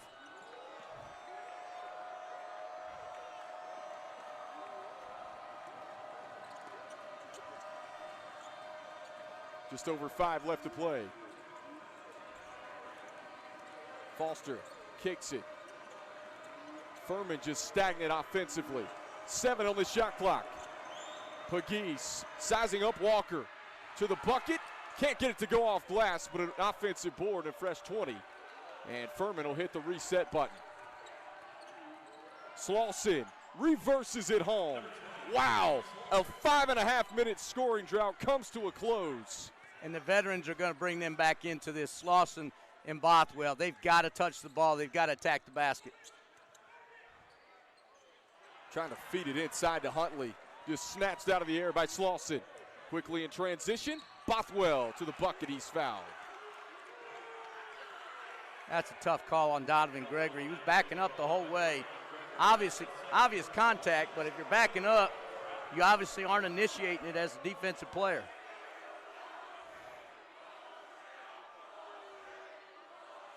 Mike Bothwell will be at the free throw line shooting 2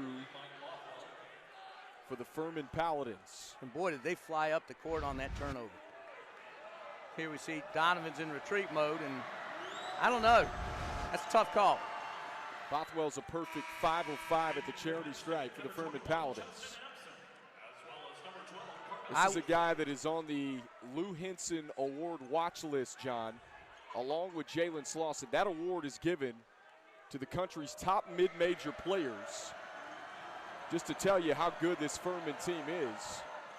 They've got 2 candidates, legitimate candidates on this team, and they're back within 1. And I'm shocked that they did not come with some pressure after those free throws.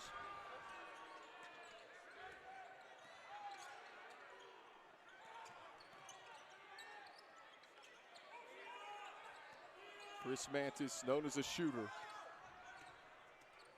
looking for some space. 8 on the shot clock. T-set. Drives in, fouled on the floor.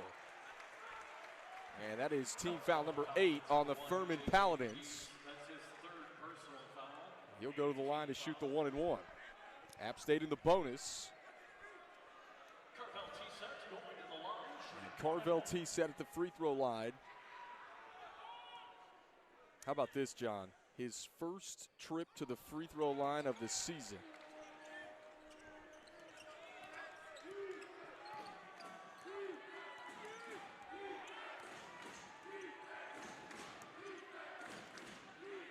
T-Set guarding Bothwell. That's a tough matchup for T-Set.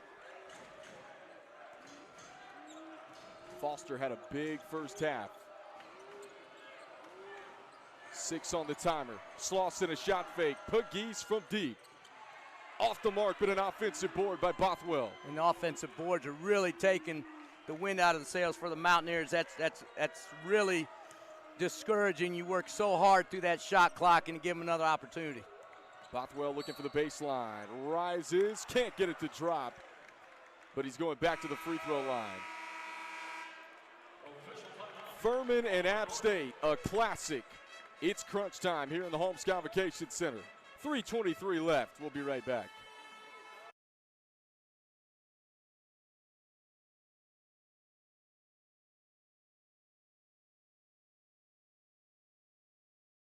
The best part of Christmas is basically the presents. They always hide it in the same exact place. Kind of want it to be a surprise, but I kind of want to know too. I act like I never saw anything. That's what you call being sneaky. See yourself in the Lululemon Studio Mirror with more than 10,000 workouts. Led by world-class instructors. Featuring guest fitness studios like Pure Barre, Rumble, and more. Your perfect workout is waiting in the ultimate home gym. So join in now and see yourself move in the Lululemon Studio Mirror.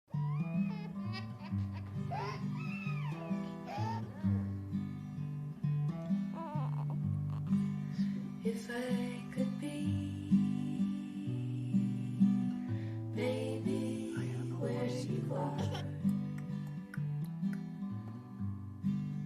If I could be, baby. Giving is never small when a gift says so much. Etsy has it. Progress is a race that has no end. After every finish line, another challenge awaits. How can we continue to push innovation in a sport at the forefront of technology? This is how.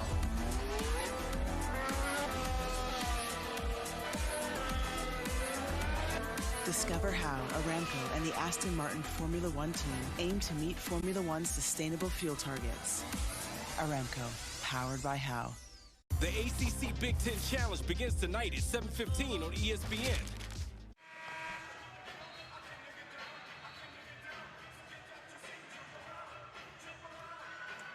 Take a look at Furman's upcoming schedule. 3 upcoming home games: South Carolina State, High Point, and Winthrop over the course of the next couple of weeks, and then they go to NC State. So, you know, the schedule's not going to get any easier for Bob Ritchie and his Furman Paladins. That's a really good High Point team this year that could contend for the Big South Conference. Mike Bothwell at the free throw line. He's been perfect at the charity stripe in this ball game. 7 of 7 is Mike Bothwell.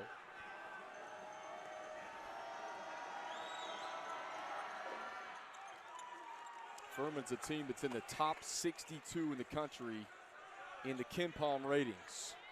This would be a signature win for Dustin Kearns and his group. T-Set steps back on the 3. Probably not what they're looking for, John. No, that's way too early in the shot clock, and you got to give Donovan Gregory a chance to work down there and let him repost. Furman a big opportunity here at a 1-point lead.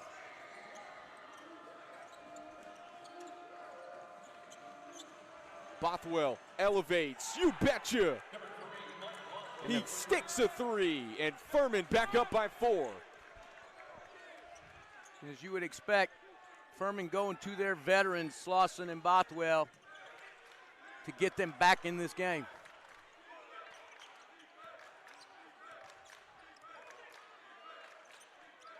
When they need a bucket, Mike Bothwell gives it to him. Hartcomb in and out. He thought he was fouled, no whistle. But I like the fact that they got the ball back in his hands. He was a big part of that run a couple minutes ago that got the Mountaineers back in this game. Yeah, he sparked that big run. Mountaineers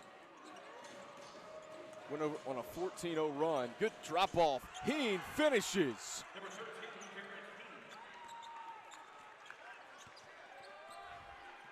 Less than 2 to play. And timeout, Dustin Kearns. He wants to talk about it. How about the response by the Furman Paladins? And we knew, John, this group, one of the older teams in college basketball, especially within their league in the SoCon. And Bob Ritchie and his crew, they've been here before. They respond out of the timeout. Well, with Bothwell and Slauson, you're talking about 2 fifth-year seniors. And they've played a lot of basketball. They've been in a lot of wars. And you know, they've got some younger guys around them. But when the Mountaineers made their run, they were the answer. The ball was running through them. They were the ones taking their shots. And in the case of Bothwell, I mean, he single-handedly, what has he scored? The last 6 or 7 points for Furman. Yeah, Mike Bothwell, he's been big tonight. 21 points on 6 of 13 shooting. Only 1 made 3. I get this, Furman 7 of 29 from three-point land in tonight's game. That's just surprising when you look at this team. They struggled in the first half, only 2 made threes. App State was 1 of 11 from the three-point line at halftime as well. But both teams have really improved from downtown. And a kick ball. Slauson, he didn't think it was off his foot. Well, and he's saying, let's look at the replay. They're under 2 minutes. They can. Officials don't seem to want to take the time to do that. And I'm glad for that. I mean, there's way too much of looking at monitors, you know, for my taste, in the last 2 minutes of games. They inbound to Huntley. Gregory attacking. Somehow he got it to go. You got to get a stop. Mountaineers have got to get a stop. 63-59, 137 left to play. J.P. Pegues with the basketball. Cuts back door. Oh, they lost him, John, but he missed it on the doorstep. A golden opportunity for the Paladins.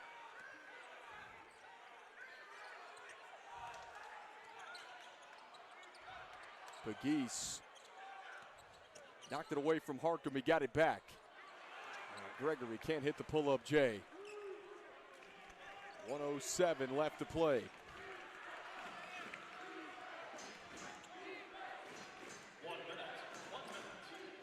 And you got to figure Bothwell's going to be their guy. Bothwell wants the rock in his hands. 7 on the shot clock. Sizing up Walker. Drives in. Can't finish. Garrett Heen, what a big-time offensive rebound. And the Mountaineers have got to foul now. 40 seconds on the clock. Can't allow them to run another shot clock down. It's the little things that win ball games, John.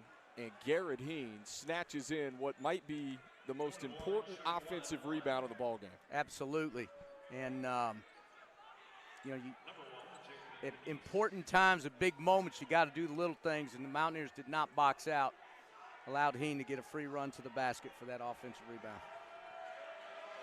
J.P. Pegues, this is a guy that really came into his own back in the Charleston Classic.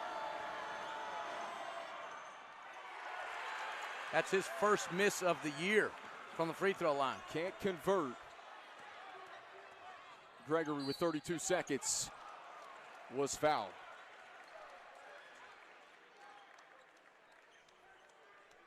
That's the guy the Mountaineers won at the line. Donovan Gregory to the free throw line. One of the better free throw shooters in the Sun Belt Conference when you compare to what the rest of the league's doing. And he converts on the first. If he makes this one, you've got a 2-point game, but you've only got 32 seconds on the game clock. So if you're the Mountaineers, you know, do you run the risk of fouling somebody? You don't want them to run the clock down. It only leaves you 2 seconds to try to get a shot. He missed the second one. Loose ball. And it's going to go to the Mountaineers.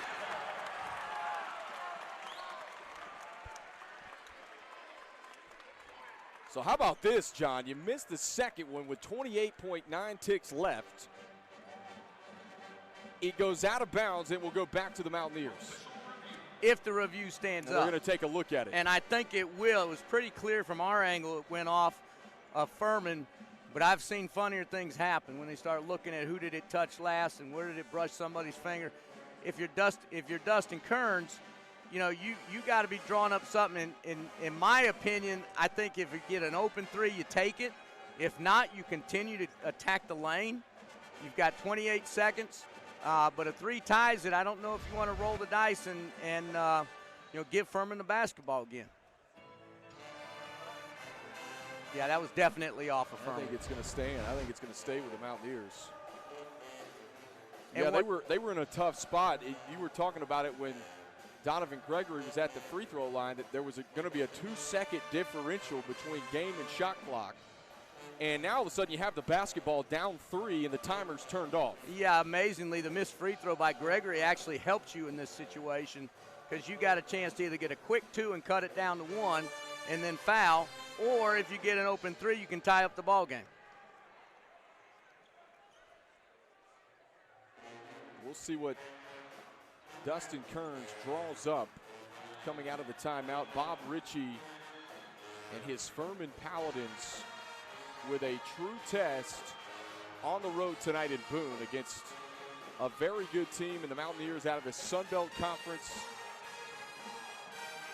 And Dustin Kearns and Bob Ritchie, two of the better younger head coaches in Division I basketball.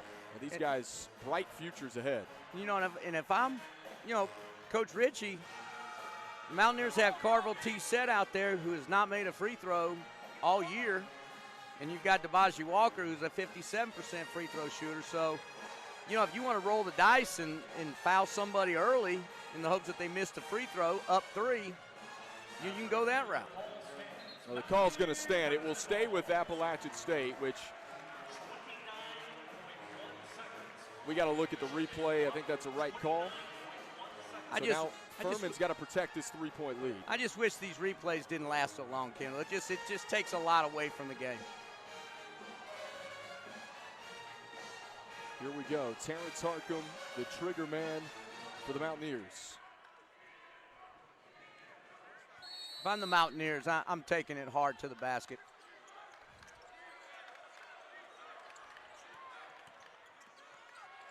Dangerous pass. It's taken away. And it was the Defensive Player of the Year, Slauson, that deflected it and knocked it away. That was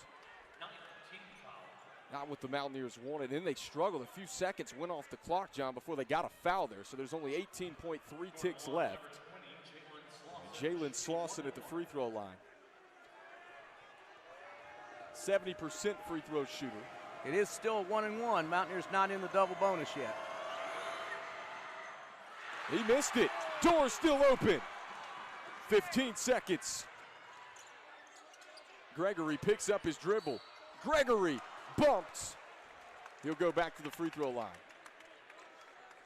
Well, I tell you, the Mountaineers have gotten some breaks. The question is can they take advantage of them? They've let a couple of them slip through their fingers, but they've still got a chance. Yeah, and this is a little bit, you and I talked about it, a little bit uncharacteristic of a Furman team that's older, that's been in this spot before. But they have certainly left the door open as Gregory knocks down the first. 10 seconds left in the game. You know, does Donovan Gregory miss this on purpose, or does he knock it down and then the Mountaineers have got to immediately foul? And hopefully they found the right guy.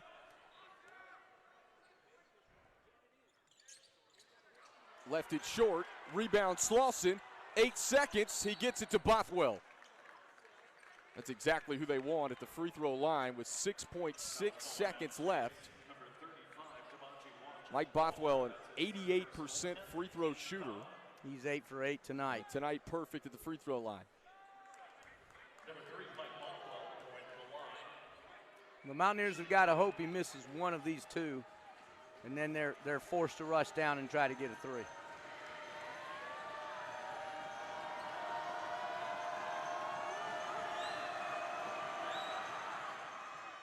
Makes on the first.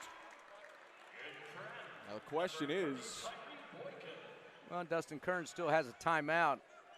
Use one here maybe and draw something up. Does Furman foul if he misses this second one with a 3-point lead and only 6 seconds left? He makes them both. And might have just iced the game.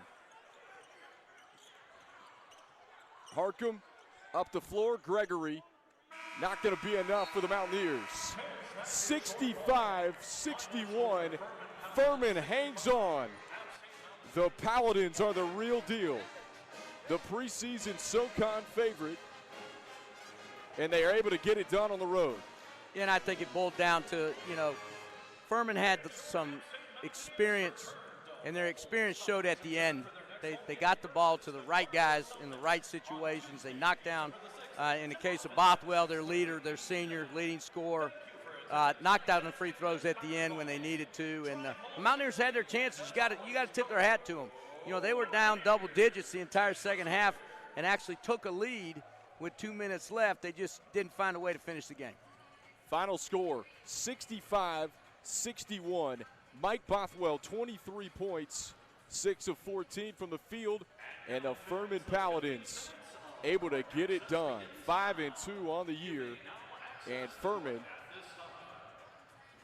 keeping their win streak alive. For Kendall Lewis, John Reister, and the rest of our production crew, this has been a presentation of ESPN. To view this game in its entirety or other games streaming on the ESPN family of networks, be sure to visit the ESPN app. We say so long and good night from the Holmes Convocation Center.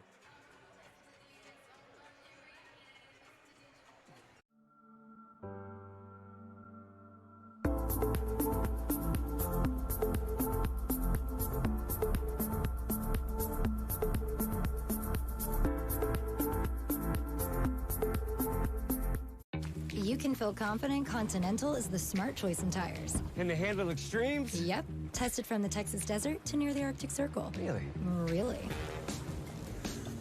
Anything for the guy who finds that one pothole? Yeah, road hazard coverage has your back. For real? Absolutely. Were they made by like a bajillion engineers? Well, closer to 100. Continental. Welcome to the smart choice in tires.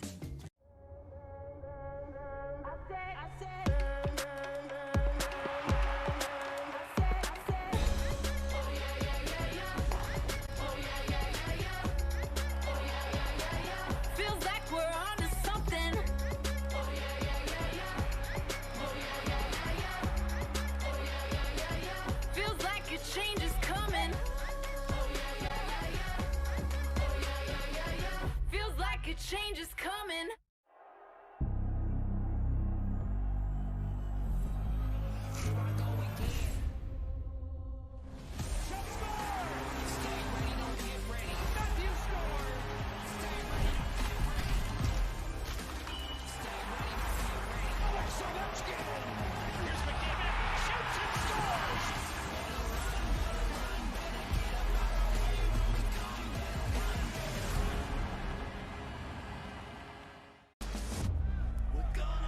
Tyson Fury.